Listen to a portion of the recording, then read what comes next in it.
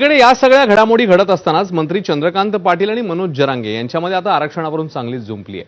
OBC मधून मराठ्यांना आरक्षण देणे शक्य नाहीये असं म्हणतात चंद्रकांत पाटील आणि आंदोलकांनी सामान्य मुंबईकरांना वेठीस धरणं चुकीचं आहे असंही वक्तव्य चंद्रकांत पाटलांनी केलं। चंद्रकांत पाटलांच्या या वक्तव्यावर टीका करत जरांगेंनी त्यांना शांत राहा असा सल्ला दिलाय। सगळ्या मराठ्यांना कुणबी करा असं कायद्यात नाही करता येईल। म्हणजे असं करता येईल की नोंद सापडी 99% मराठी कुणबी झाली होऊ शकतात, पण एकही मराठा नोंदीशिवाय पुराव्याशिवाय कुणबी नाही करता येणार। तुम्हाला काय करायचं करा, आम्हाला देणं घेणं नाही।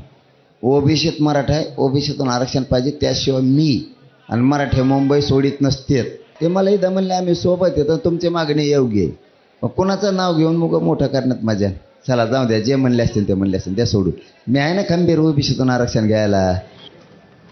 तर आणखी कोणकोणत्या मुद्द्यावर चंद्रकांत पाटील यांनी भाष्य केलं आपण बघूया। अगदी स्पष्टच सांगतो की जर 10% एससीबीसी मध्ये पूर्वीच्या ईडब्ल्यूएस मध्ये सगळं होतं, काय नव्हतं सांगू तुम्हाला?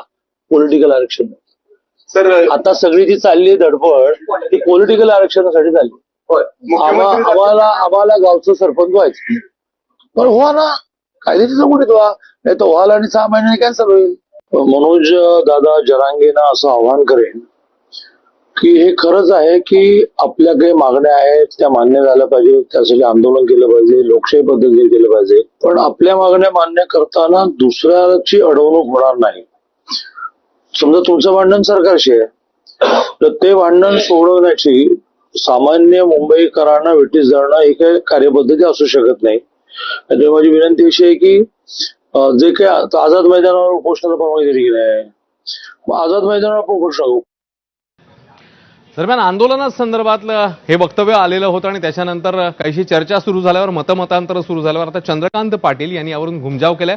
आपण आणि जरांगे पाटील चांगले मित्र आहोत असं ते म्हणतात आणि त्यासोबतच कायदेशीर पावलं टाकण्याच्या दृष्टीने, कायदेशीर मार्ग काढण्याच्या दृष्टीने आता प्रयत्न सुरू आहेत असंही त्यांनी म्हटलं। बघूया। जरांगे आणि मी खूप चांगले मित्र आहोत। विशेषतः सुरुवातीच्या काळामध्ये मी समितीचा अध्यक्ष असताना अनेक बैठकांना ते यायचे आणि त्यामुळे त्यांच्यात आणि माझ्यामध्ये भांडण लावू नका।